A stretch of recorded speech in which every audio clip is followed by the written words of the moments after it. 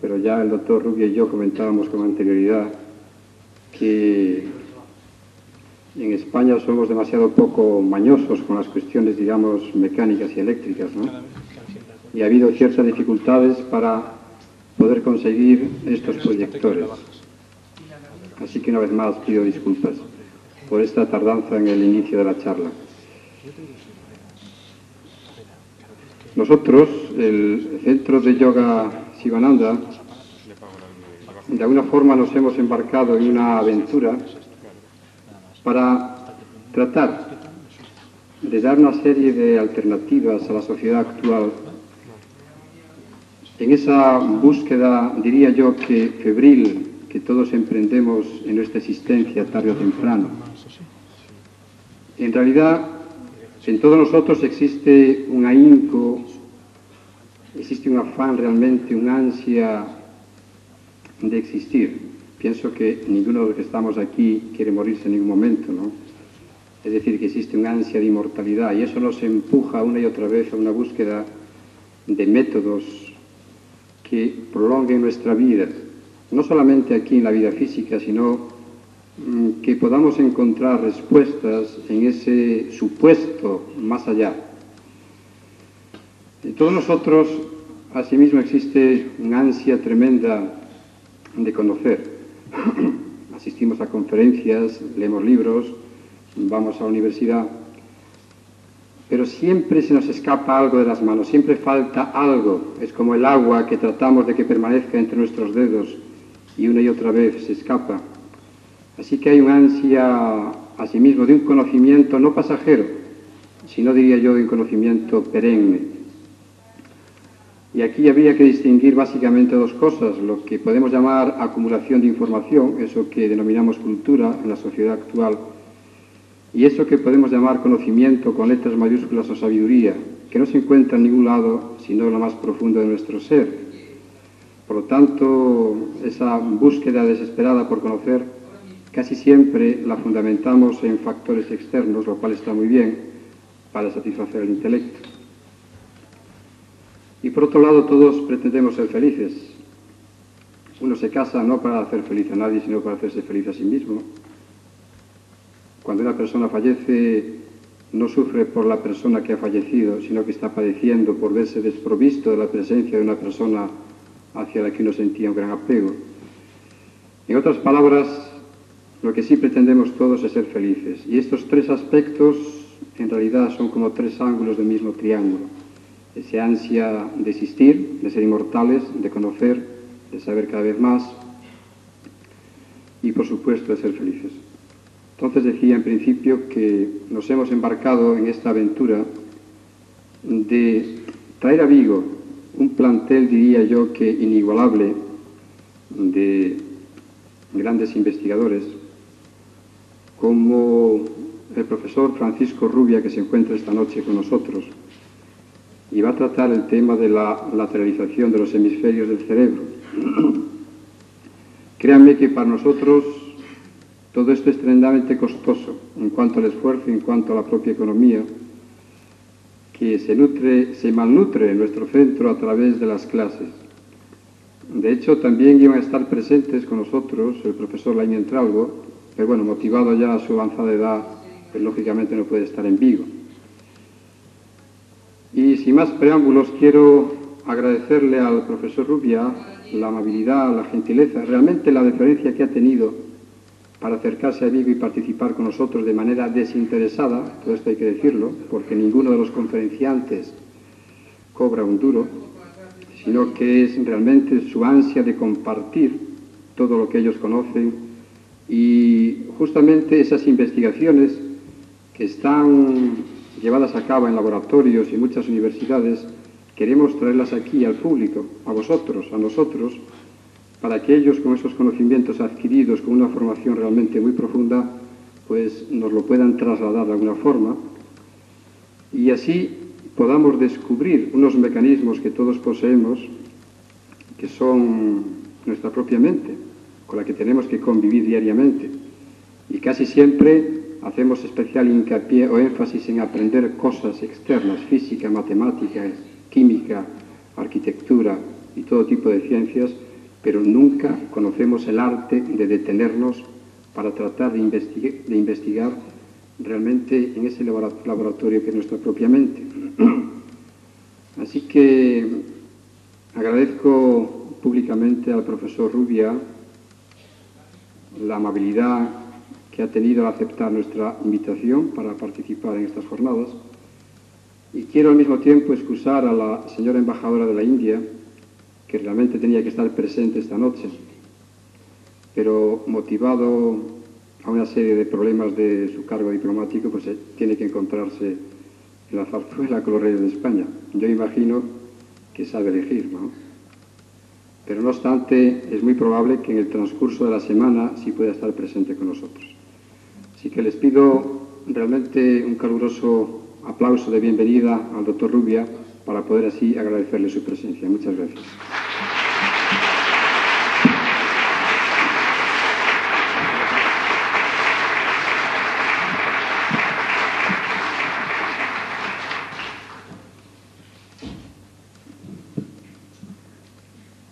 Señoras y señores, buenas tardes a todos. En primer lugar, quisiera agradecer la amable invitación de los organizadores de esta jornada para que viniese a esta hermosa ciudad a hablarles de un tema que me parece especialmente interesante, a mí personalmente y yo creo que a todos nosotros. En realidad no se trata de un descubrimiento científico, sino como tantas veces ocurre en la ciencia, de un redescubrimiento, el hecho de que el cerebro no es uniforme. Los griegos ya habían informado sobre la apoplejía. Apoplejía viene del griego apoplesto, que significa quedar sin sentido, y como ustedes saben, es un insulto cerebral debido a una hemorragia que paraliza solamente una parte del cuerpo. Pues bien, en época más moderna se considera que la primera noticia de la existencia de la lateralización de funciones en el cerebro humano fue en 1836, cuando un médico rural francés, Marc Dax, presenta en una reunión científica de la Sociedad Médica de Montpellier la comunicación de que más de 40 pacientes con afasia, es decir, con pérdida o dificultades en el lenguaje, se encuentra una lesión cerebral en el hemisferio izquierdo del cerebro. Este médico, Marc Dax, llega a la conclusión de que el lenguaje estaba localizado en el hemisferio izquierdo. También pertenecen al siglo pasado descubrimientos clínicos de síntomas de funciones, de deficiencias de funciones superiores cerebrales como consecuencia de lesiones o tumores preferentemente localizados en una parte del cerebro. Es el caso, por ejemplo, del llamado síndrome de negligencia, en donde el enfermo se comporta como si un lado del espacio no existiese para él, incluido un lado de su propio cuerpo. Principalmente, este síndrome aparece en enfermos con una lesión en las regiones posteriores del lóbulo parietal del hemisferio derecho, de tal forma que es casi siempre el lado izquierdo del espacio al que el enfermo no presta atención.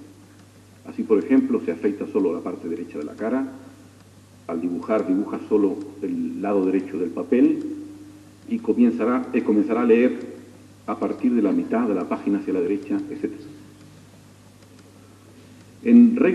Por regla general, los síntomas que tienen que ver con relaciones espaciales aparecen fundamentalmente en enfermos con lesiones en el hemisferio derecho. Un cirujano francés, Paul Broca, en el año 1864, descubre un área cerebral que lleva su nombre desde entonces y que es el área responsable del habla o del lenguaje, y está situada en la inmensa mayoría de los seres humanos en el lóbulo frontal del lado izquierdo del cerebro.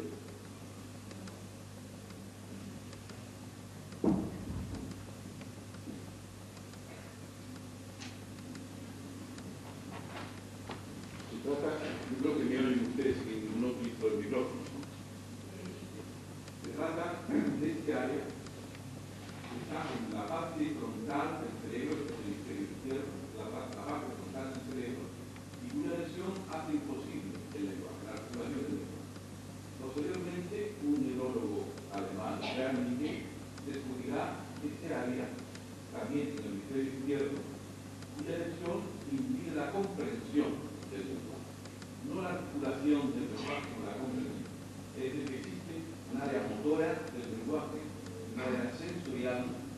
lenguaje, ambas en la inmensa mayoría de los casos, como digo, situadas en el hemisferio izquierdo del cerebro.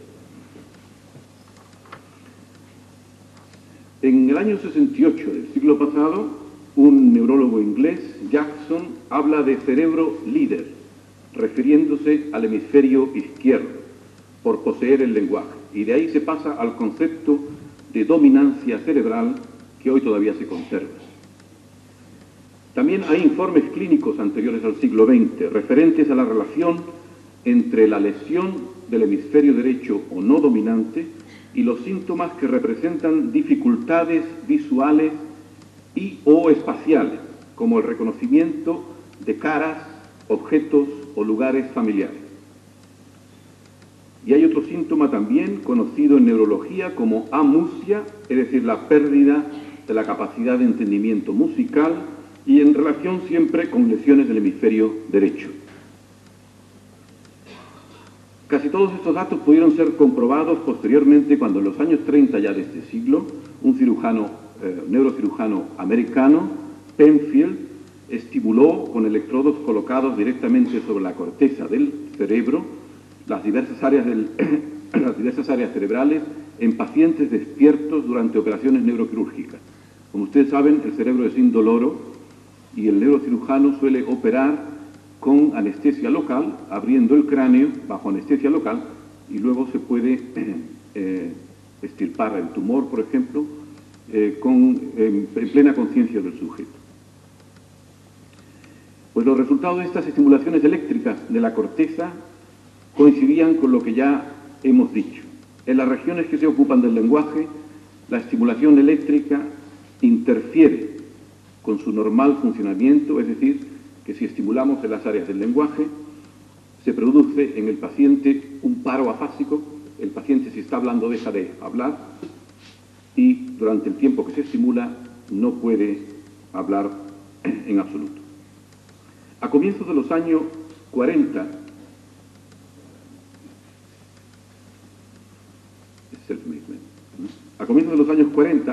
una técnica quirúrgica iba a hacer avanzar considerablemente estos resultados. La técnica que se llamó comisurotomía, es decir, el cortar las comisuras cerebrales, aquellas partes del cerebro que unen un hemisferio con otro. En pacientes con epilepsia incurable, existe el peligro cuando se forma un foco epiléptico en una parte del cerebro, que este foco epiléptico se traslade automáticamente al lado contralateral. Y en la parte contralateral, en el otro hemisferio, se forma un nuevo foco. Y para impedir esto, los neurocirujanos cortaban la comunicación que existe entre un hemisferio y el otro. Es decir, separaban el cuerpo calloso, que consta de 200 millones de fibras, y las comisuras cerebrales. Esto lo vamos a ver en la diapositiva que van ustedes a ver a continuación.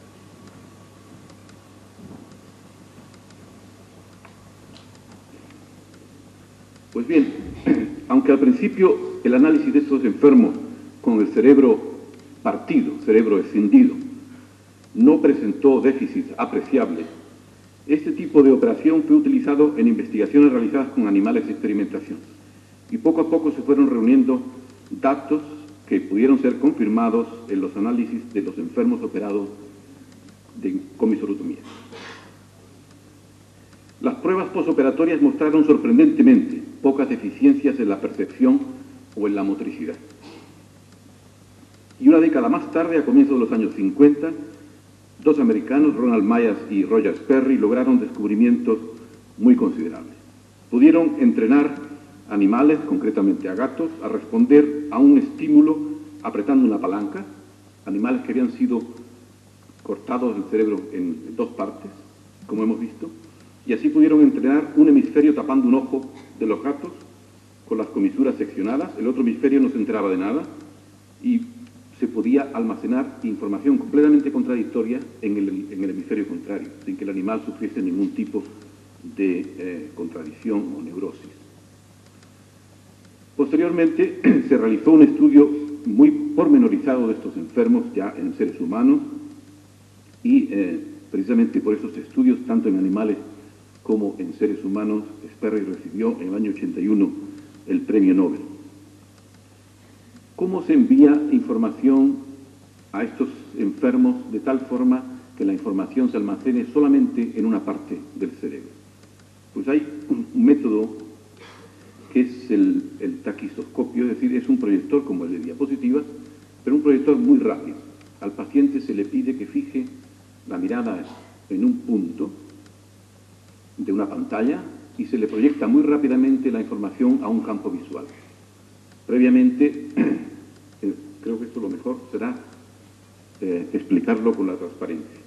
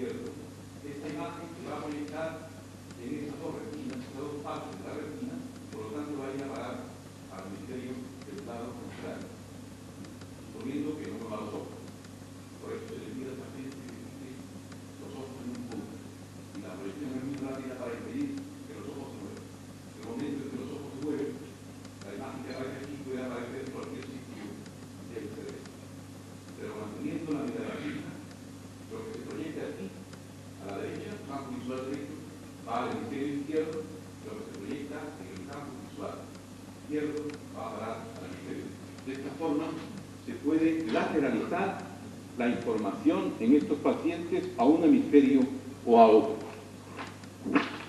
Entonces, lo que se utiliza es el método siguiente.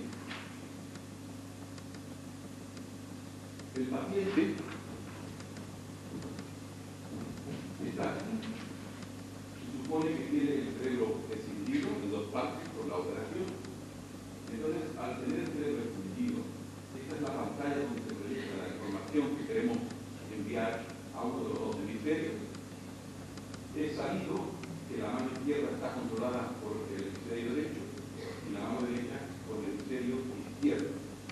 Luego, por lo tanto, si nosotros proyectamos una información al hemisferio derecho, es decir, pues haciendo una proyección de una palabra, por ejemplo, en la pantalla, en el campo visual izquierdo, como dijimos antes, esa información irá al hemisferio derecho. Entonces, esta pantalla es opaca de tal forma que luego el paciente puede, por debajo de la pantalla, entre una serie de objetos, elegir aquel que se le ha pedido que elija. Y aquí está el experimentador con su taquisoscopio, que es un proyector de diapositivas nuestras. La única diferencia es que la proyección es muy rápida para impedir que los ojos del paciente no se muevan y que la información esté siempre segura, centralizada en un hemisferio. Bueno, pues bien, cuando se hace esto con los pacientes,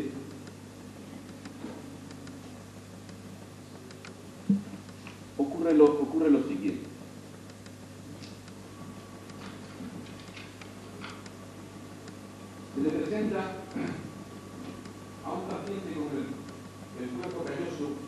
partidos, no, es decir, por los hemisferios independientes uno del otro. Se le presenta la palabra tuerca en el campo visual izquierdo. Esta palabra es registrada por el lóbulo occipital del hemisferio derecho, como hemos dicho antes. Entonces se le pregunta qué ha visto, y como resulta que el lenguaje está en el hemisferio izquierdo, el paciente no sabe lo que ha visto, o mejor dicho, dice que no sabe, no lo puede expresar. No hay comunicación entre ambos hemisferios. Sin embargo, si se le pide que con la mano izquierda, controlada por el hemisferio derecho, busque por debajo de la pantalla la palabra que le ha sido proyectada, entonces sin problemas la mano izquierda busca y encuentra la tuerca, que es la palabra que se le ha proyectado con la mano. Cuando se le vuelve a preguntar qué has buscado, qué has encontrado, el hemisferio izquierdo sigue sin saber qué es el hemisferio. Es decir, que hay una separación total entre el hemisferio que recibe la información, actúa con la mano izquierda, el hemisferio derecho con la mano izquierda, y el hemisferio izquierdo, que es el lenguaje en el que se comunica con el cerebro, que no sabe absolutamente nada de lo que ha realizado su cerebro derecho.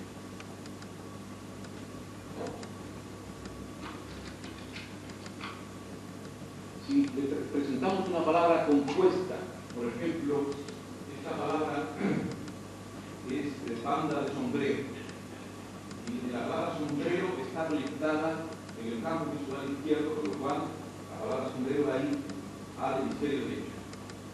Y la palabra banda, que está proyectada al campo visual derecho, va a ir al hemisferio izquierdo. Entonces se le pregunta al paciente, se le dice que es una palabra compuesta de dos palabras. ¿Qué es lo que ha visto? Entonces empieza a averiguar. El hemisferio izquierdo, que conoce la palabra banda, empieza a decir banda de música o banda, bueno, en inglés hay más posibilidades, banda de goma, etc.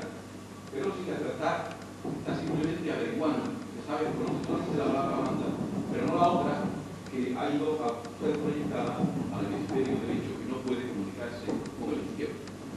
Pero todavía hay más. Se le pide al paciente. Ya estamos reclamando. Problema. Esto se ha atascado. Bueno, mientras lo podemos arreglar. Si se le pide al paciente que escriba lo que ha visto con el hemisferio derecho, que lo escriba con la mano izquierda, el paciente lo puede realizar perfectamente. Por ejemplo, se le proyecta, que es la diapositiva que viene a continuación, se le proyecta en el campo visual izquierdo la palabra libro y se le dice ¿qué es lo que has visto? Como la palabra libro ha ido a parar al hemisferio derecho, el hemisferio izquierdo del lenguaje no tiene ni idea de lo que ha visto. Pero si se le pregunta al paciente ¿por qué no escribes con la mano izquierda lo que has visto?, escribe perfectamente la palabra libro. Y luego se le pregunta qué es lo que has escrito y tampoco sabe.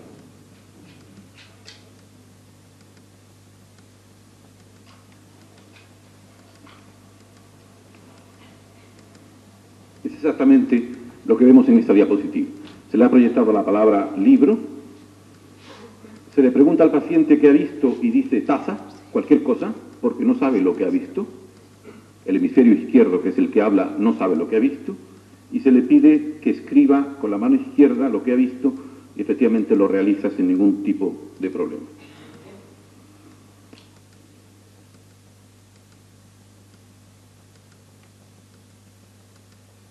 Entonces, nos encontramos con el hecho de que en estos pacientes existe toda una mitad del cerebro que recibe información, la procesa, puede responder, puede incluso realizar operaciones matemáticas sencillas, etc., pero es incapaz de comunicarse porque su relación con el aparato del lenguaje está interrumpida. Claro, esto ha planteado una serie de problemas de todo tipo. Fundamentalmente es este cerebro que no tiene la posibilidad de comunicarse aislado del otro, tiene el mismo tipo de conciencia que el cerebro que habla. Es una de las posibilidades. Otra de las posibilidades que se quiso averiguar con este tipo de pacientes, y que me parece muy interesante, por eso se la refiero, es la pregunta siguiente. ¿Las imaginaciones visuales que uno tiene son realmente visuales? Es decir, cuando uno se imagina algo intensamente, visualmente, se produce en el cerebro el mismo proceso que cuando lo está viendo realmente. Como ustedes saben, los empiristas ingleses decían que sí, que las imaginaciones visuales tienen exactamente el mismo carácter que las sensaciones visuales. Pues bien, se hizo el experimento siguiente. Al paciente se le colocaba un objeto en la mano derecha y se le pedía que lo tocase y que se hiciese una representación mental de él. Cuando el paciente nos decía que podía ya ver mentalmente el objeto en cuestión, entonces se le colocaba, el paciente con el cerebro dividido, por supuesto, entonces se le colocaba la mano izquierda en una caja con diversos objetos, entre los que se encontraba el objeto palpado por la otra mano, para ver si podía encontrarlo con el cerebro derecho. El paciente le resultaba imposible reconocer el objeto. Sin embargo, si con el proyector, con el taquistoscopio, se le proyectaba el mismo objeto al hemisferio derecho, inmediatamente con la mano izquierda lo encontraba. Luego la visión, la sensación visual producida por la proyección visual del objeto, tiene un carácter completamente distinto a la representación visual que uno mentalmente se hace.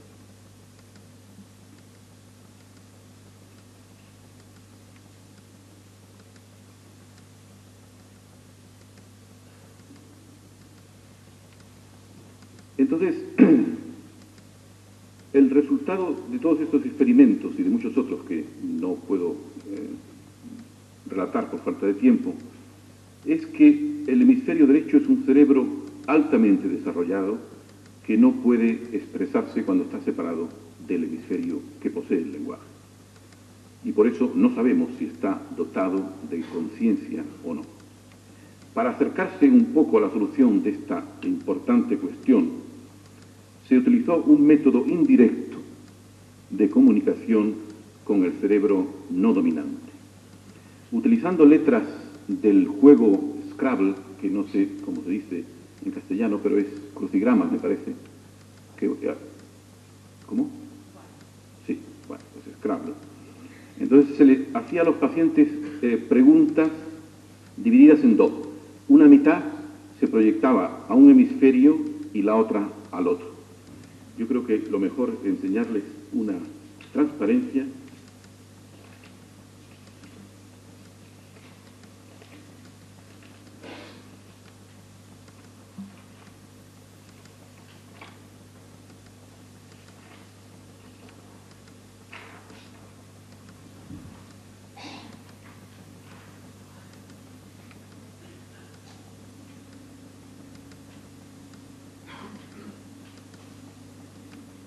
Aquí tenemos, por ejemplo, se proyecta en el campo visual izquierdo la palabra es usted, pregunta. Y como ustedes saben, va a parar al hemisferio derecho, funciones en un paciente con el cerebro partido. Y se le pregunta quién. Claro, acústicamente llega la información a ambos oídos y llega la información a ambos hemisferios. O sea que el experimentador dice quién, y a continuación proyecta al hemisferio derecho es usted. La pregunta completa es quién es usted. Y entonces con la mano izquierda el paciente escribe el nombre. Lo cual significa que ha entendido perfectamente que él es Pablo en este caso, ¿no? O sea que tiene conciencia de su propio yo. Hay otro tipo de preguntas, por ejemplo, que son también muy interesantes, porque nos indican hasta qué punto el cerebro no dominante se parece al cerebro dominante. Por ejemplo, otro tipo de pregunta es, ¿qué es? Y se le proyecta la palabra mañana al hemisferio derecho. Entonces el paciente sin problemas dice martes. Se le pregunta, dígame el nombre, y se le proyecta de su novia. Entonces se escribe con la mano izquierda el nombre de la novia. Se le pregunta, ¿qué? Y se le proyecta, quiere ser, mañana, por ejemplo, ¿qué quiere ser en el futuro? Y entonces, curiosamente, en uno de estos pacientes, a esta última pregunta, responde con el hemisferio derecho, mano izquierda, hemisferio derecho, que lo que quería ser es conductor de coche de carreras, cuando normalmente y verbalmente el hemisferio izquierdo siempre había dicho que lo que quería ser era dibujante. Aquí existía una contradicción entre el hemisferio izquierdo y el hemisferio derecho. Luego, la conclusión de esta serie de experimentos es que el hemisferio no dominante posee una conciencia del propio yo, posee sentimientos, sentido del futuro, expectativas y otras cualidades que hacen sospechar que el hemisferio no dominante, aun teniendo funciones distintas en algunos aspectos, como vamos a ver, es similar en su funcionamiento al hemisferio dominante o del habla. En el año 60 de este siglo, dos americanos publican un trabajo presentando una técnica de eliminación funcional irreversible de un hemisferio completo, utilizando la inyección en la arteria carótida de un barbitúrico, el amital sódico, que hace dormir toda la mitad del cerebro. Así se pueden estudiar las funciones de cada hemisferio por separado, sin necesidad de operar o de separar irreversiblemente un hemisferio del otro. El método consiste en la inserción de un pequeño tubo en la arteria carótida de uno de los lados del paciente. Por supuesto, tenía que existir una indicación médica de arteriografía, por ejemplo, para poder intervenir de esta manera. El amital sódico inyectado en la arteria derecha se transporta al hemisferio derecho y la droga anestesia solo una mitad del cerebro. El paciente está acostado, se le pide que cuente hacia atrás, por ejemplo, desde 100, 97, 94, etc., y que mantenga ambos brazos elevados en el aire mientras cuenta. Luego se va inyectando lentamente la droga. Al poco tiempo, el brazo del lado contrario al lugar de la inyección cae flácidamente, lo que indica que la droga ha llegado al hemisferio correspondiente. Después el paciente deja de contar por unos segundos durante toda la inyección, dependiendo del hemisferio afectado. Si el hemisferio afectado no es el dominante, el paciente vuelve otra vez a contar y responde a las preguntas mientras la otra mitad del cerebro está inactivada. Con esta técnica se ha planteado la cuestión de si los engramas de memoria se transfieren o no de un hemisferio al otro. Por ejemplo, se adormece el hemisferio izquierdo mientras se envía una información al hemisferio derecho. Como sabemos, palpación de un objeto con la mano izquierda. La información va al hemisferio derecho. Cuando están despiertos ambos hemisferios, el paciente se le pregunta lo que ha palpado y el paciente no puede expresar lo que ha palpado, lo cual nos indica que los engramas que se han depositado selectivamente en un hemisferio permanecen inalcanzables para la conciencia de la otra mitad del cerebro. Ahora estamos hablando de personas que funcionalmente ha dejado de existir la conexión temporalmente solamente entre un hemisferio y el otro. Hay otras técnicas de lateralización, por ejemplo la visión dicótica, en donde se envía información distinta a ambos oídos y se puede lateralizar la información a un hemisferio o al otro. Otra técnica de análisis de la actividad funcional es la inyección de una sustancia radioactiva en la corriente sanguínea del cerebro y luego se aplican detectores de radioactividad, con lo cual la actividad cerebral se refleja en un mayor flujo sanguíneo y por lo tanto en mayor radioactividad. Y de esta manera se puede, esto lo podemos ver quizás en la próxima diapositiva.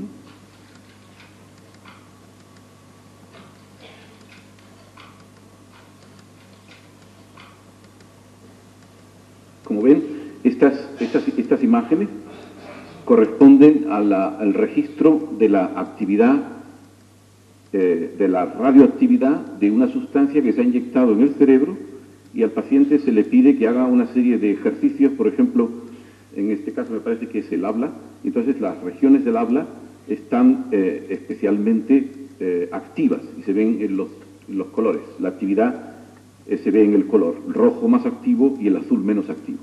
De esta forma se puede controlar exactamente la mayor o menor actividad del cerebro durante una actividad determinada. Y otra de las técnicas que estamos utilizando nosotros es la técnica de la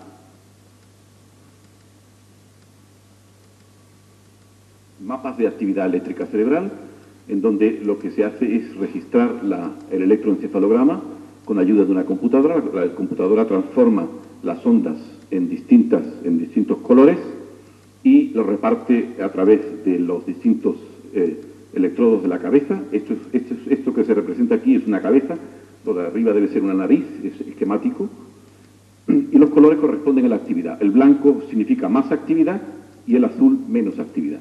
Y aquí lo que estamos viendo es un individuo diestro en la parte de la derecha, con los ojos cerrados, en donde la actividad alfa se localiza fundamentalmente en la parte de atrás del cerebro, en el lóbulo occipital, más hacia la derecha. Esto es completamente normal en un individuo diestro.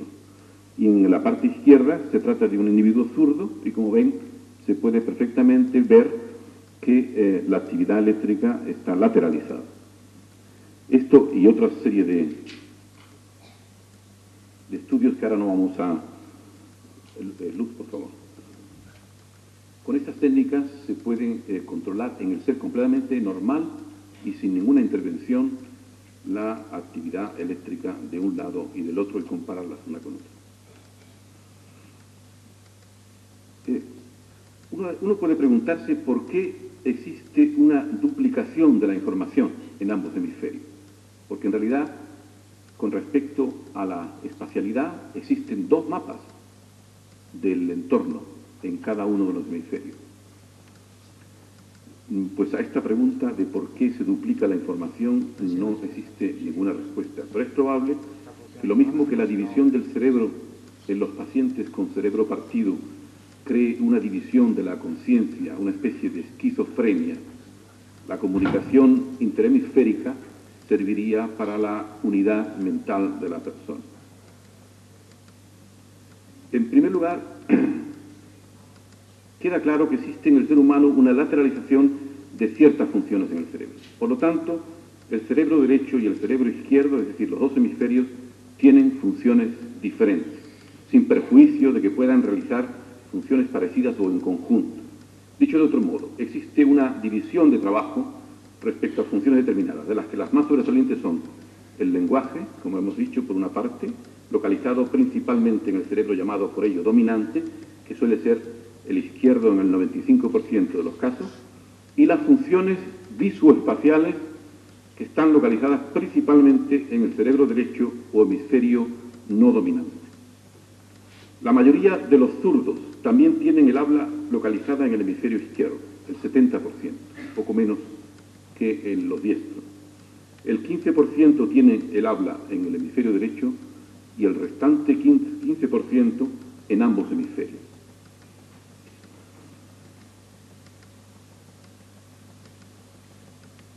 Ambas localizaciones, tanto del lenguaje como de las funciones visoespaciales, están ligadas entre sí, en el sentido de que el hemisferio derecho es mejor que el izquierdo en funciones visoespaciales, precisamente porque estas funciones están predominantemente organizadas allí donde en el hemisferio dominante se desarrolla el lenguaje. Dicho de otra forma, el lenguaje se desarrolla en un hemisferio, normalmente, a costa de las funciones visoespaciales. Es decir, el cerebro derecho no es que sea mejor en funciones visoespaciales que el izquierdo, intrínsecamente mejor, sino que es mejor porque el izquierdo ha perdido funciones visoespaciales por tener localizado el lenguaje en el mismo sitio, en la región parieto-temporal. El lenguaje generalmente en el izquierdo y las funciones visoespaciales están igualmente en el mismo sitio, más desarrolladas naturalmente en el hemisferio derecho.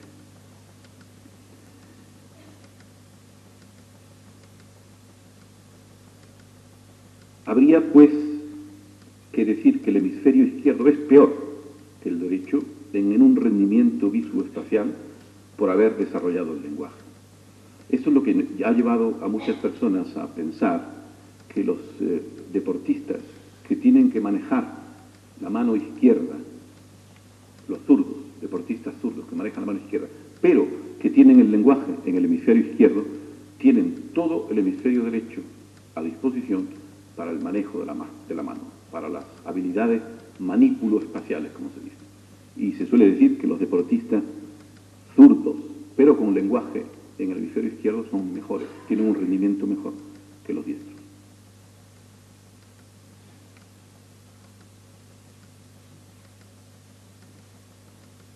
¿Significa acaso que el hemisferio derecho está desprovisto completamente del lenguaje? Pues no es así, no es así. Lesiones en el hemisferio derecho producen también déficits, sobre todo en comprensión de palabras habladas y escritas, por lo que se puede deducir que el hemisferio no dominante participa o contribuye de forma suplementaria al procesamiento normal del lenguaje. Sin embargo, esta comprensión de palabras está muy restringida prácticamente a sustantivos concretos y no a verbos o conceptos abstractos. Algunos autores han concluido que el hemisferio derecho en adultos adquiere un vocabulario como el que tiene un niño de unos 12 años de edad, mientras que el hemisferio dominante es dominante precisamente en todos los aspectos del lenguaje, desde la percepción de fonemas individuales al procesamiento de la sintaxis, la semántica y la prosodia. Respecto a la escritura, es interesante mencionar que en japonés, como ustedes sabrán, existe el kanji, que es derivado del chino, que son los ideogramas, y existe también el kana, compuesto de símbolos que corresponden a letras o a sílabas. Pues bien, se ha demostrado una ventaja del hemisferio izquierdo con respecto a la simbología silábica de sílabas y una ventaja del hemisferio derecho con respecto a la comprensión de los ideogramas. Una cuestión interesante que se plantea sería la siguiente: ¿por qué deben competir el lenguaje y las funciones manípulo-espaciales en el cerebro? Y cuando se dice competir, se dice con razón. Si en un niño, a la edad de desarrollar el lenguaje, se encuentra dificultado por un tumor o una lesión de aquella parte del cerebro izquierdo donde va a desarrollarse el lenguaje, el lenguaje se desarrolla sin problemas en el cerebro derecho. Luego existe una época de equipotencialidad de ambos hemisferios para el desarrollo del lenguaje.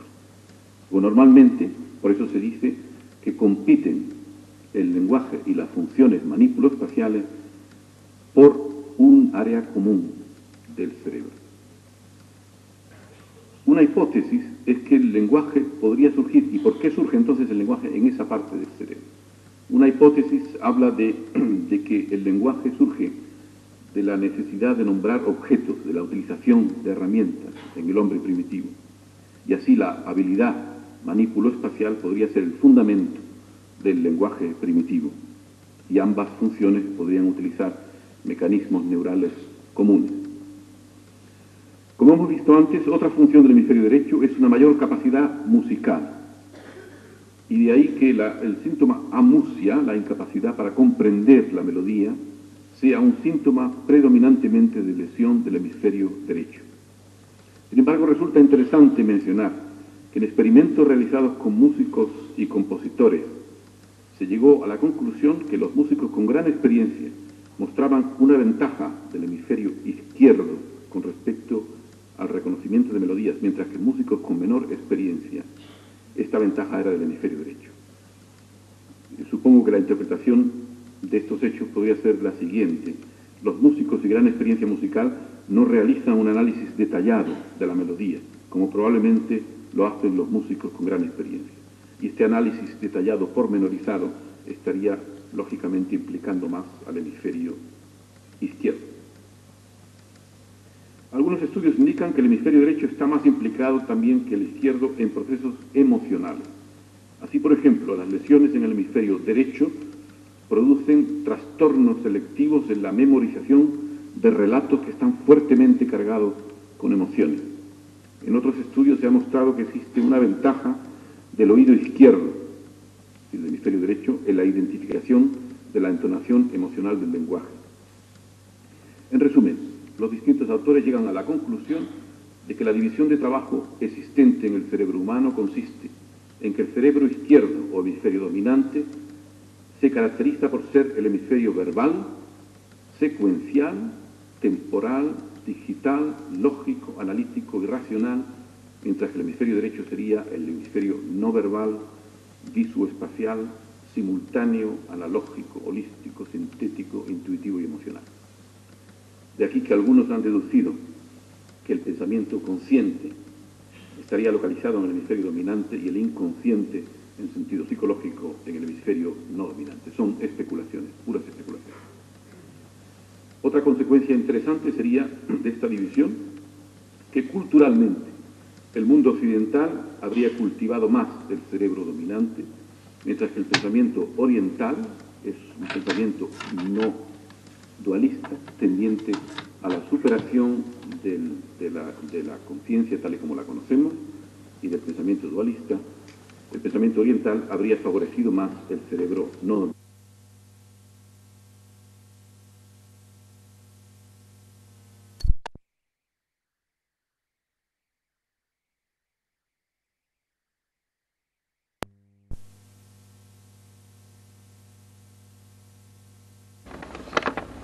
Nuestra hipótesis apunta pues a una realidad neurofisiológica. El desarrollo de una parte del cerebro, a saber, la parte inferior del lóbulo parietal izquierdo, en la inmensa mayoría de los seres humanos, de una función que, o unida al lenguaje, o siendo este mismo, hace surgir un nuevo tipo de pensamiento, el pensamiento dualista, analista y lógico. Este surgimiento del pensamiento dualista se repite en el desarrollo ontogenético del hombre, como muestran los estudios de Piaget, y también aparece en la mayoría de los relatos mitológicos, sobre todo cosmogónicos o antropogónicos, de toda la humanidad. Es muy conocido que aquellos que tienen una cierta afición por los relatos mitológicos se encontrarán siempre que a partir de un dios primordial, que generalmente suele ser bisexual, existe una división en dos personas, masculina, femenina, bueno y malo, etc., en la mayoría de los relatos mitológicos de la humanidad. Esta separación algunas veces adquiere el carácter de dos personas gemelas, dos gemelos. En la mitología de los indios americanos, por ejemplo, aparecen muy a menudo los hermanos gemelos, el uno que es el bueno y el otro es el travieso, el malo, pero siempre partiendo de una unidad primordial y dividiéndose en dos. Y también en el Tao Te Ching, que es el libro de Lao Tse, como sabéis, del siglo V antes de nuestra era, se dice que del 1 nace el 2, del 2 el 3 y del 3 los 10.000 seres. Es decir, que parece ser que la historia cultural de la humanidad podría estar reflejada el surgimiento de la conciencia dualista, de la conciencia tal y como nosotros la conocemos. Ahora bien, no hay que olvidar lo que acabamos de mencionar. Existe un cerebro que no es dualista. Estamos a lo mejor viendo toda la actividad mental traducida a través del módulo lingüístico, dualista, analítico, racional, lógico, etc. ¿No será que nuestra visión del cerebro esté completamente sesgada precisamente por la comunicación, por la necesidad de comunicación, por el surgimiento del lenguaje? Yo creo que este es el punto de unión con esta serie de conferencias o con estas jornadas, esta conferencia en concreto. Como ustedes saben, en la filosofía oriental existe siempre la tendencia a llegar a la unidad o a retornar a la unidad. Y esta unidad se consigue, según las distintas teorías o filosofías, superando el dualismo, superando la conciencia, el ego, o como quieran ustedes llamarlo. Es decir, superando el módulo lingüístico del que estamos hablando.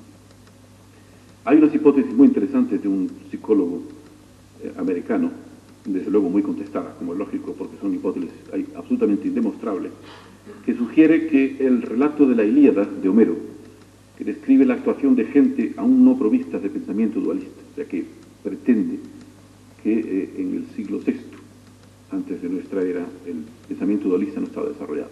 Yo concretamente no comparto esta opinión, pero es interesante referirla. Para este Julian James, las voces de los dioses que oyen los héroes de la Ilíada en situaciones difíciles o decisivas son alucinaciones auditivas o visuales surgidas en el hemisferio no dominante. Según este autor, el yo consciente estaría ligado al lenguaje y por lo tanto al cerebro dominante. Y en la Ilíada se describirían seres humanos en un estadio más primitivo del desarrollo del lenguaje, en el que la sugerencia o el pensamiento del hemisferio derecho, confrontadas con la conciencia recién surgida en el hemisferio izquierdo, se considerarían como provenientes de fuera del organismo, en este caso de los dioses. De aquí se deduciría que los dos hemisferios tienen o poseen una forma distinta de pensar.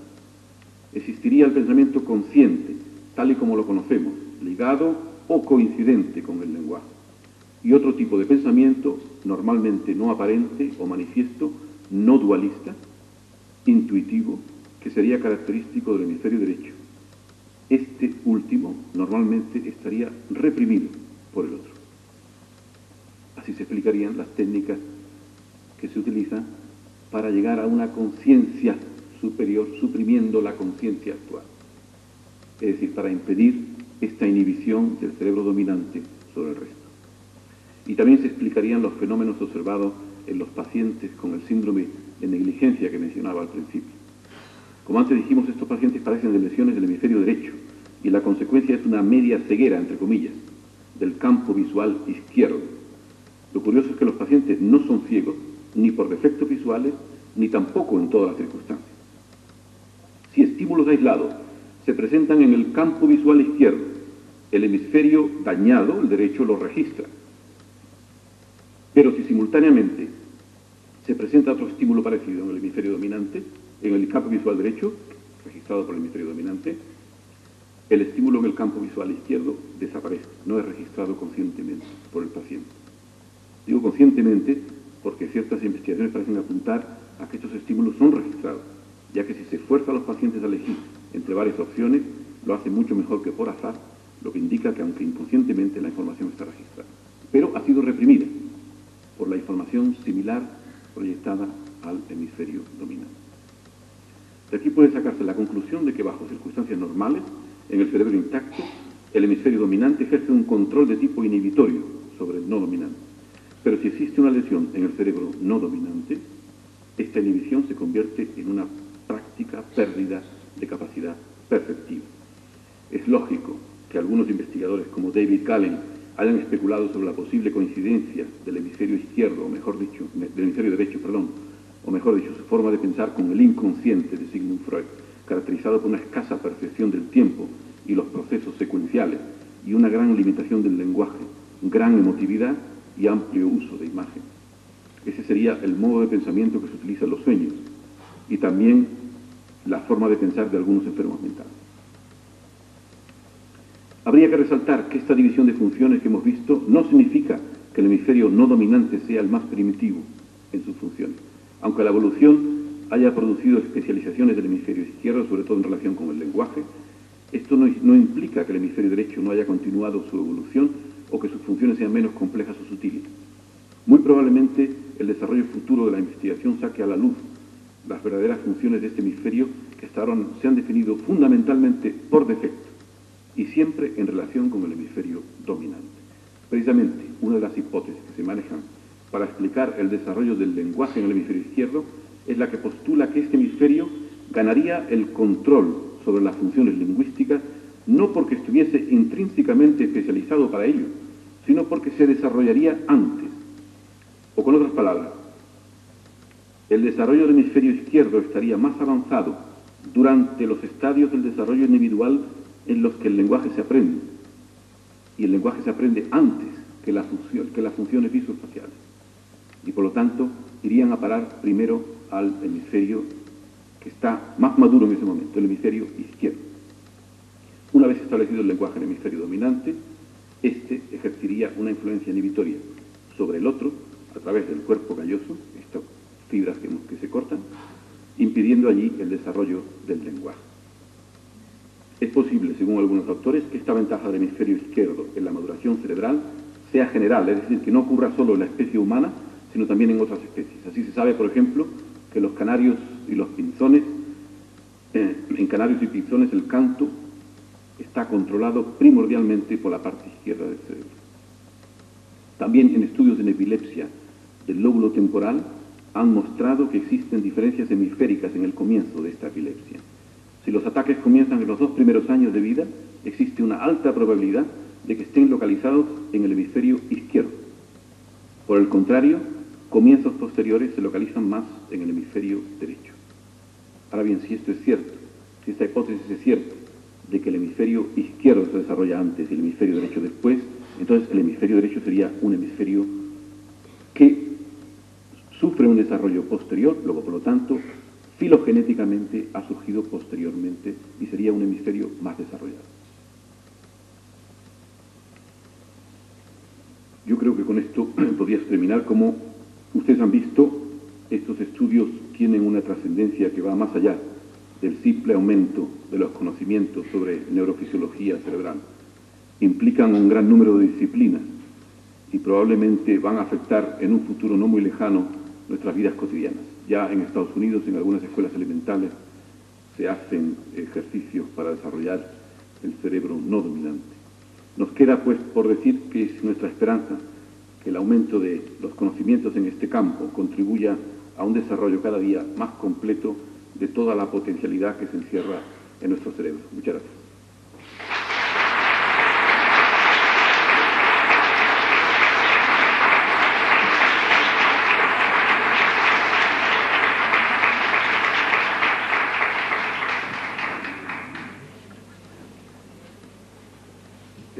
Si hay alguna pregunta, por favor, yo encantado de poderle contestar. Yo creo que si no encendemos la sala no hay comunicación.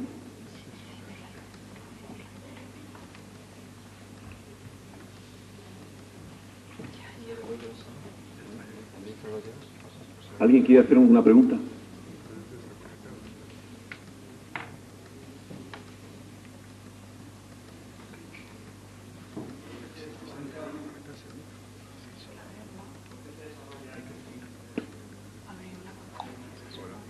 Digo que es una hipótesis, pero es un hecho que el lenguaje se desarrolla a partir de los 2 años, más o menos, ¿no? Y que las habilidades manipuloespaciales se desarrollan posteriormente. Entonces, por eso se especula sobre que el lenguaje se desarrolla antes, porque se encuentra un hemisferio ya más desarrollado que otro. A mí me parece que el estudio de este hecho es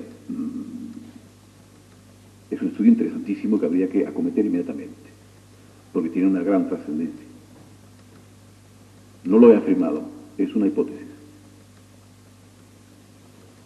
Lo que está claro es que con el nacimiento hay una serie de zonas cerebrales que no están desarrolladas, ¿no? Que no tienen ni siquiera la capa de mielina que cubre las fibras nerviosas para que puedan conducir con velocidad normal, ¿no? Los impulsos nerviosos. Hay muchas zonas que se llaman asociativas que no están terminadas con el nacimiento, sino que a lo largo de los primeros años se van madurando. El ser humano no está terminado cuando nace.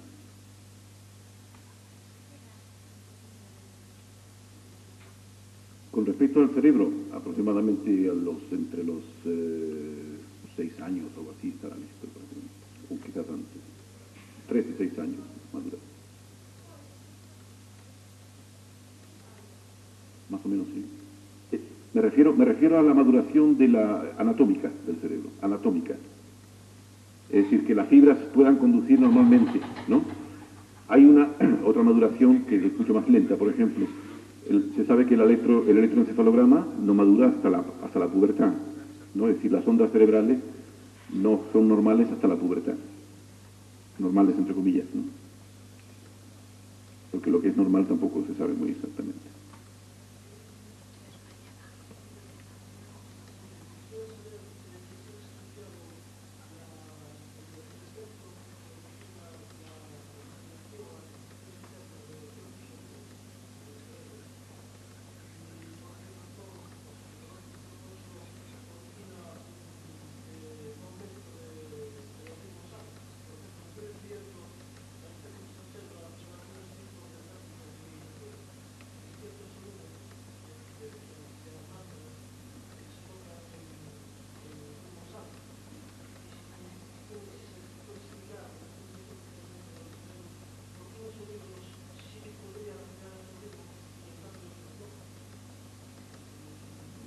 Sí, no, yo no tengo conocimiento de eso. Bueno, lo que se sabe es que cualquier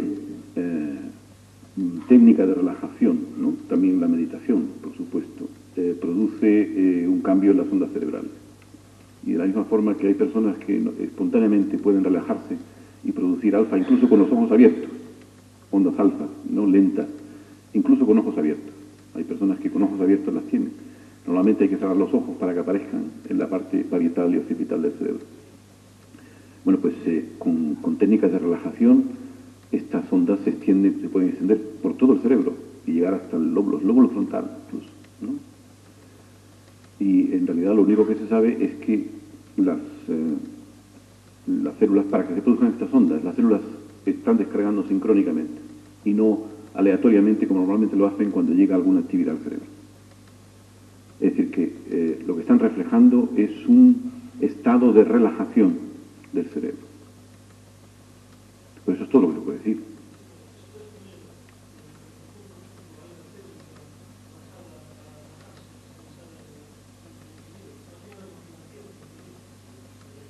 Sí, bueno, pero eso tiene una explicación fisiológica.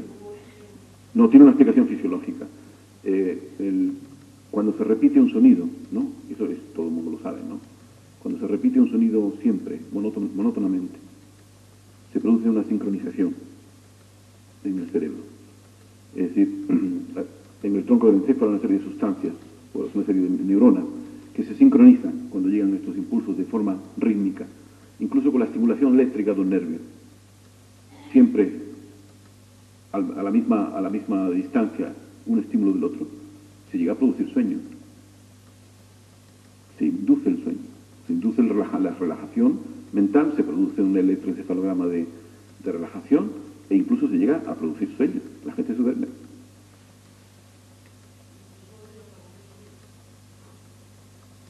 Yo creo que sí. A no ser que sea un sonido muy fuerte, claro, y absolutamente insoportable.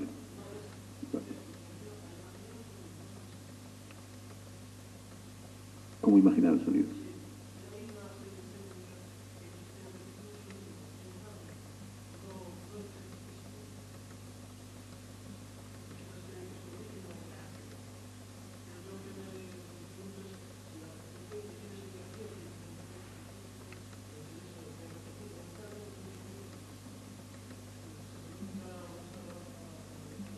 Yo creo que cualquier repetición induce relajación y sueño. Cualquier tipo de repetición. Ya digo, no solamente una repetición de un estímulo externo, sino incluso un estímulo físico aplicado al cuerpo de forma continua produce sueño.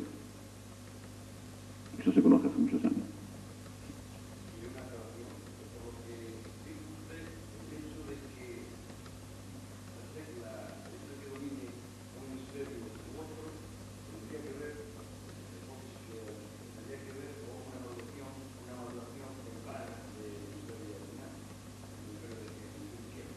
Es una hipótesis, digo, una hipótesis.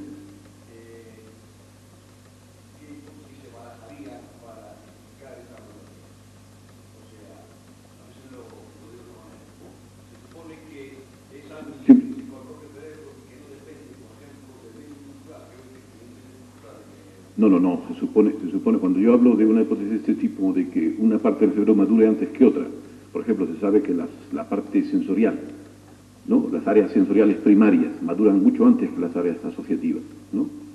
O las áreas visuales primarias maduran mucho antes que las áreas asociativas. Eso está determinado genéticamente. Es decir, cuando hablo de una maduración cerebral, hablo de una maduración cerebral ya determinada genéticamente y no por el medio ambiente. Claro. No hay ninguna hipótesis, de la misma forma que tampoco se sabe por qué en animales también existe la lateralización, como he mencionado. Solamente un ejemplo, el ejemplo de los pájaros, ¿no? Que tienen el canto lateralizado. Nadie sabe por qué.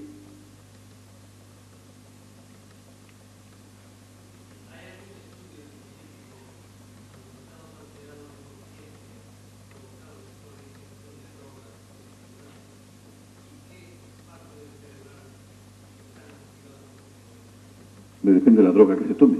Por supuesto que hay estudios, es más, yo tengo todo un tomo de estados alterados de conciencia producidos no solamente por técnicas orientales, sino también por la ingestión de drogas, ¿no? Y hay estudios interminables sobre los efectos de la ingestión de drogas, pero depende naturalmente de la droga.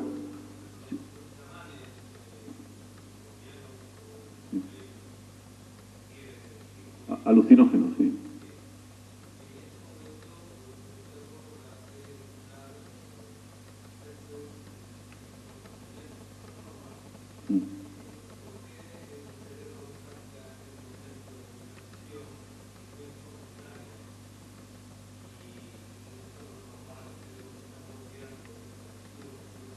No, no es que esté bloqueando, es que el fármaco interfiere en el proceso normal y hace estimula de forma anómala una serie de células nerviosas que producen las alucinaciones visuales. No es que normalmente el cerebro las esté reprimiendo, sino que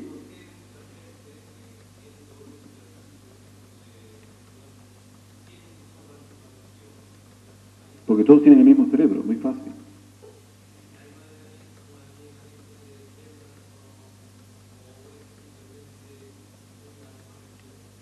No, porque el cerebro es uno en todas partes. Es decir, ¿por qué los mitos cosmogónicos son muy parecidos en todas partes del mundo? ¿Por qué hay tantas cosas parecidas en pueblos que culturalmente se sabe que no han tenido contacto entre ellos?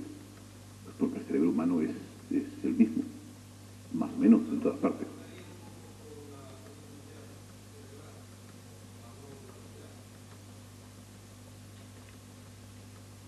No entiendo esa última parte.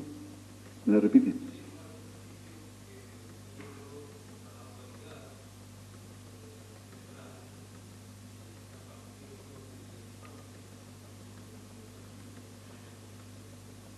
No, la dualidad está ligada al lenguaje, muy probablemente. Muy probablemente. El hombre no nace con lenguaje. Por supuesto que no. Pero lo que...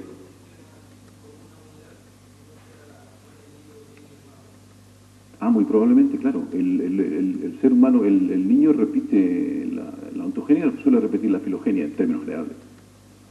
Yo lo he mencionado diciendo que los estudios de Piaget demuestran también cómo aparece la dualidad o el dualismo en el niño a lo largo del desarrollo.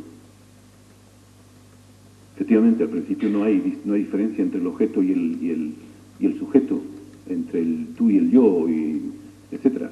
Esas diferencias aparecen posteriormente. Al igual que también ocurre en el desarrollo cultural de la humanidad. Los mitos, como decía, al principio hay una unidad que luego se va diferenciando.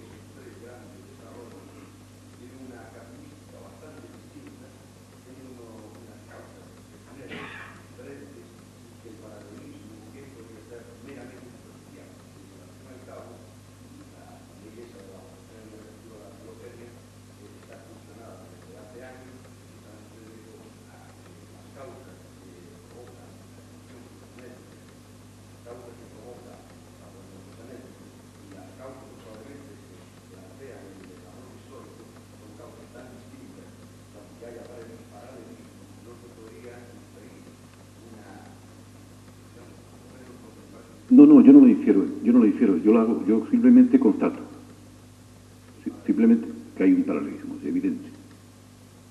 Yo no infiero ni he atribuido causa-efecto a nada, sino simplemente que es un hecho. El niño no nace dualista, es evidente. Y el ser humano probablemente tampoco.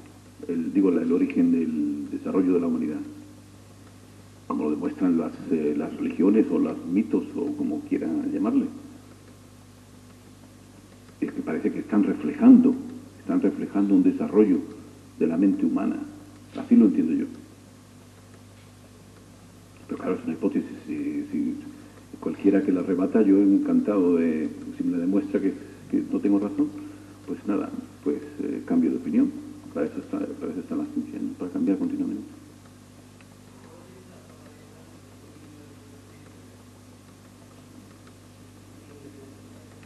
Se está intentando en Estados Unidos. A mí me parece que se sabe demasiado poco para aplicar estos conocimientos ya a la pedagogía. Se sabe demasiado poco.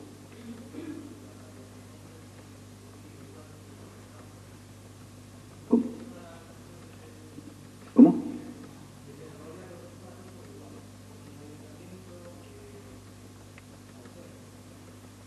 Sí, eso es justo lo que se está intentando en Estados Unidos. Lo que se está intentando.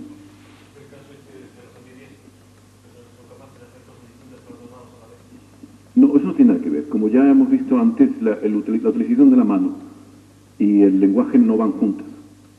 No van juntas. El zurdo tiene el 70% del lenguaje en el hemisferio izquierdo. O sea que no tiene nada que ver una cosa con otra. No van juntas.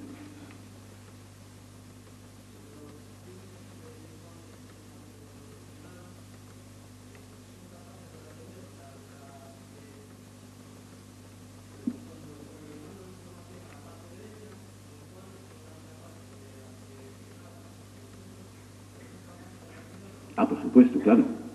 Ah, claro, que el cerebro no tiene una capacidad memorística igual que el dominante, claro que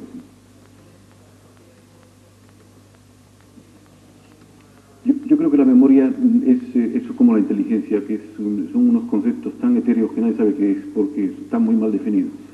La memoria, yo creo que no existe una sola memoria, existen muchísimos tipos de memoria. Todo el mundo sabe que uno tiene mejor memoria visual que memoria auditiva, otros tienen mejor memoria para números que memoria para nombres, etcétera, etcétera, ¿no? Y hay un célebre caso en neurología de un paciente donde le operaron precisamente por epilepsia incurable, le quitaron ambos hipocampos, que son unas regiones del cerebro que sirven para almacenar la memoria. Entonces el paciente perdió la memoria inmediatamente, es decir, al cabo de una hora perdía completamente todo lo que aprendía, menos lo que aprendía desde el punto de vista motor. La habilidad motora la conservaba de un día para otro. Luego la memoria motora no tiene nada que ver con la otra memoria vivencial, auditiva, visual, etcétera, ¿no? Es decir, que hay muy probablemente una enorme cantidad de bancos de memoria.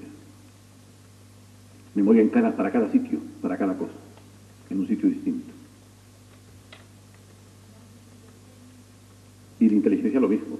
Es decir, yo nunca he entendido el test de inteligencia, porque no sé qué es lo que está midiendo. Nunca lo he entendido realmente. Si me perdonan los psicólogos que hay presentes. Porque hay tantos tipos de inteligencia. ¿Inteligencia para qué? ¿No? Es lo mismo que la memoria. ¿Sí?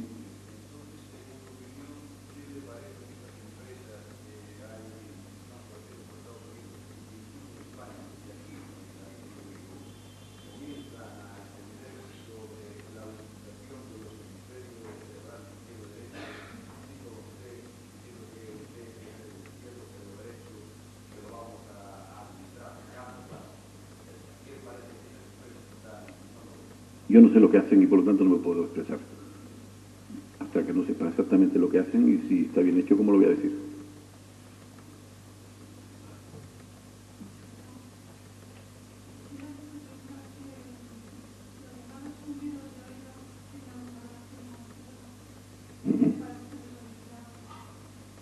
Hay determinados zumbidos de oídos que son debidos a pérdida de audición del oído interno y que evidentemente son incurables. Sobre todo en personas que han estado expuestas a ruidos muy intensos.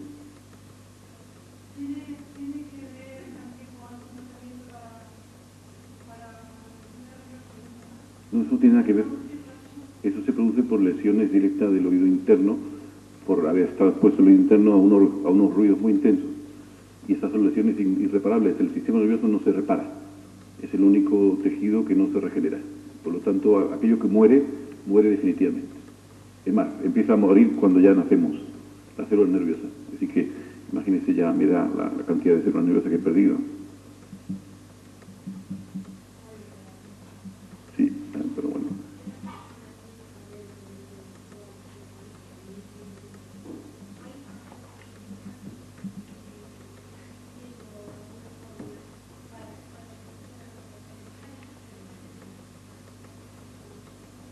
Depende de a qué se ha debido la pérdida de memoria visual.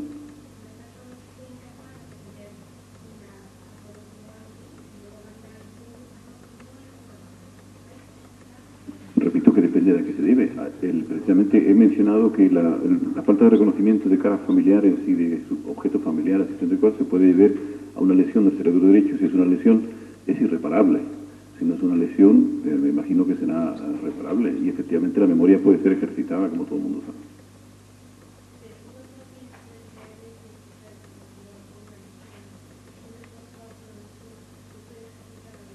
Por supuesto. Por supuesto.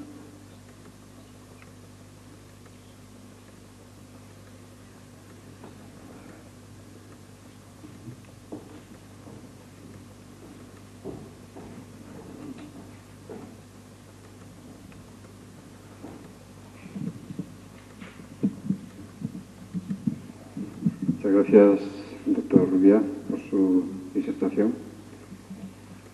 Y ya que hemos comenzado un poco tarde, realmente nuestra idea es, al finalizar cada una de las charlas, poner en práctica durante unos 5 minutos aproximadamente algunas técnicas muy simples, muy sencillas de yoga, que muchos de vosotros posiblemente estéis familiarizados con ellas ya.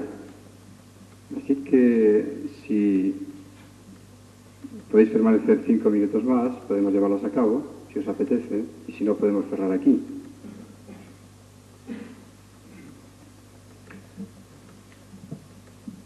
Quizá la práctica más importante que exista en el yoga y en nuestra propia vida es la respiración.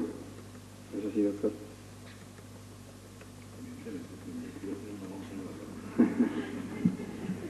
Contamos con el consentimiento y asentimiento del doctor.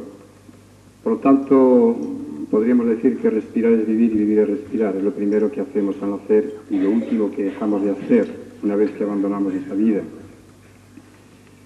Entonces, en el yoga existe una serie de técnicas que se denominan de pranayama. La respiración está íntimamente conectada con el cerebro y con la mente. De ahí que cuando hay cierta agitación en la propia mente motivada a un tipo de emoción determinada, automáticamente se produce una excitación en los mecanismos respiratorios. Y cuando estamos muy concentrados, realizando algún tipo de labor o leyendo, automáticamente se da o se produce un cambio en los estados mentales de mayor quietud, armonía y atención. Y por otro lado, hay una serie de contactos con los diferentes hemisferios a través de lo que se denominan los ciclos nasales. Si vosotros tapáis ahora, por ejemplo, la fosa derecha, taparla, por favor. Soplar, a ver. Y ahora tapar la izquierda. ¿Por cuál respiráis mejor? Fijaros en mí.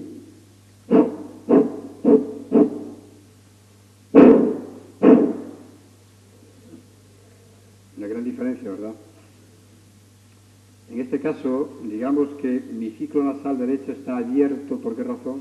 Porque está en íntimo contacto y conexión con el hemisferio dominante, el hemisferio del habla. Lo que corresponde a la mente, digamos, analítica, a la mente intelectual y a la mente del habla. ¿No es así? De no ser así, yo no sería incapaz en este momento de tratar de intelectualizar todos estos conceptos que estoy tratando de expresarles. Por lo tanto, en el yoga se sabe perfectamente que de acuerdo con la oclusión de una fosa determinada, uno está activando un hemisferio determinado. Y hay ciertos instantes o ciertos momentos donde se produce una suspensión de la respiración en ambas fosas Y no quiero decir con esto que se produzca la muerte física, sino que los que practican, por ejemplo, Hatha Yoga, que es un tipo de Kundalini Yoga, esa suspensión da lugar a que se ponga en movimiento, en marcha, lo que se denominan unas áreas silenciosas del cerebro que son activadas y automáticamente se despierta o uno entra en un estado de conciencia distinto al habitual, al común, al estado de vigilia, por ejemplo, lo cual da lugar a una experiencia donde la conciencia muere al mundo sensorial, al mundo manifestado que captamos mediante los sentidos, y automáticamente uno entra en un estado de conciencia, no voy a decir alterado, porque eso suena a patología médica, ¿no?, sino a un estado de conciencia diferente, distinto.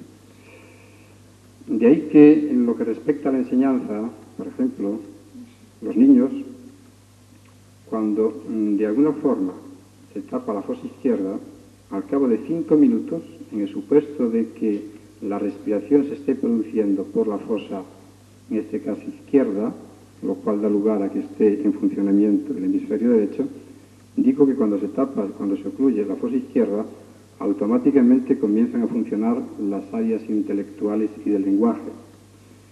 De ahí que en los mismos colegios o escuelas esto se puede llevar a cabo, porque de alguna forma son experiencias que nosotros tenemos en los cursos que realizamos durante años y que se han hecho experiencias. Yo me he sometido en algún momento determinado, en algún laboratorio, digamos, yógico, a una serie de pruebas donde obviamente hay una serie de respuestas neurofisiológicas de acuerdo con las técnicas que uno desarrolla. Y esto se puede comprobar, es muy comprobable, ¿no? Ahora, yendo a lo práctico, Swami Shivananda solía decir que un gramo de práctica vale más que toneladas de teoría. Muchos de los males de cada uno de nosotros están íntimamente conectados con la respiración. Yo diría que las células del cerebro necesitan como mínimo el 20% del oxígeno de nuestro organismo. Por lo tanto, lo primero sería recomendable en este caso, para aprender a respirar, aquellos que no sabéis hacerlo, emplear adecuadamente el músculo principal de la respiración, que es el diafragma. Así que nada de fajas, nada de cinturones que presionen o que aprieten en exceso la región del abdomen, sino impiden ese libre movimiento del diafragma. Cuando esto ocurre, uno se ve obligado a respirar con las partes altas, lo cual entran en contacto, en funcionamiento los músculos intercostales. Pero cuando observáis a una persona tumbada, a un niño, o cualquier otra que esté descansando, esté relajado, durmiendo, podéis apreciar el movimiento del diafragma, o incluso una persona bajo un estado de anestesia general. Un yogi observa a una persona y sabe si está descansando o no, porque aprecia el movimiento muy sincronizado y rítmico, en este caso el diafragma. Por lo tanto, es muy importante esa técnica de respiración abdominal que ustedes pueden realizar en casa, tumbándose tranquilamente en la cama, colocando una mano sobre el abdomen y sintiendo cómo el abdomen se hincha como un globo al inspirar y cómo se deshincha al exhalar. Y luego ya podemos pasar a una respiración más completa, que comprende todo el sistema respiratorio, desde la región diafragmática, pasando por la región torácica y la región clavicular. Automáticamente uno puede absorber unos 4 o 5 mil centímetros cúbicos de aire. Normalmente absorbemos unos 500 centímetros cúbicos, de los cuales solamente aprovechamos la mitad. De ahí que fíjense la diferencia, Es un vuelo hacia el bienestar, es una borrachera de oxígeno. Y luego las técnicas respiratorias se van complicando cada vez más, porque en la medida en que uno las va practicando hay un refinamiento de todos los mecanismos que disponemos, cerebro, cuerpo y la propia mente. Y eso le va llevando a uno gradualmente a un control mayor de la propia mente y a unos estados distintos de conciencia. Hay infinidad de estados de conciencia, muy diversos, muy diferentes, como longitudes de onda totalmente distintas. Y por medio de estas prácticas de pranayama, que con la meditación yo me atrevería a decir que son las técnicas más importantes de las que disponemos en la actualidad, para acabar con problemas, digamos, de estrés, para acabar con problemas de malestar, para acabar con problemas, digamos, emocionales. ya que hoy en día el 50% de la población en los Estados Unidos son psiquiatras y psicólogos, y el 50% restante son personas tratadas, ¿no? Y para acabar, con esto quiero decirles que deben practicar yoga, en este caso respiración. Bromeando un poco, un pequeño acertijo. ¿Cuál es la diferencia entre un neurótico, un psicópata y un psiquiatra?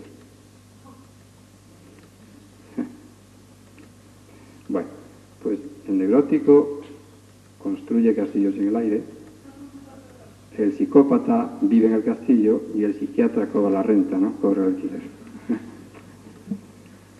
Todos obviamente tenemos necesidad de apoyarnos los unos en los otros. Unos estudian unas áreas determinadas, como el doctor Rubia, las áreas del cerebro, otros estudian la psique y su comportamiento. Por lo tanto, pienso que es importante que de alguna forma surja este interés en todos nosotros, como los que estáis aquí presentes, porque pienso que esto puede enriquecer realmente nuestra vida. Y bueno, simplemente finalizar agradeciéndole una vez más al doctor Rubia, que ha pasado por unos días de una gripe poderosa, fuerte, y sin embargo se ha atrevido a venir a Vigo, teniendo que descansar, y ya mañana a primera hora tiene que regresar a Madrid, puesto que tiene que dar clase en la Universidad Complutense. Y realmente yo admiro, créanme sinceramente, a estos científicos que de alguna forma trabajan desinteresadamente ya al venir a Vigo, de la forma en que lo hacen. Pero yo pienso que no hay mayor riqueza que la propia amistad que nos va uniendo a todos nosotros. Y simplemente recordarles que mañana, de acuerdo con el programa que muchos de ustedes tendrán, el doctor Santiago Ramón y Cajal pues hablará de, creo recordar, comportamiento psíquico y comportamiento orgánico. Entonces, mañana les esperamos de nuevo. Esperamos ser puntuales y no tener los problemas que hemos tenido esta noche. Muchas gracias.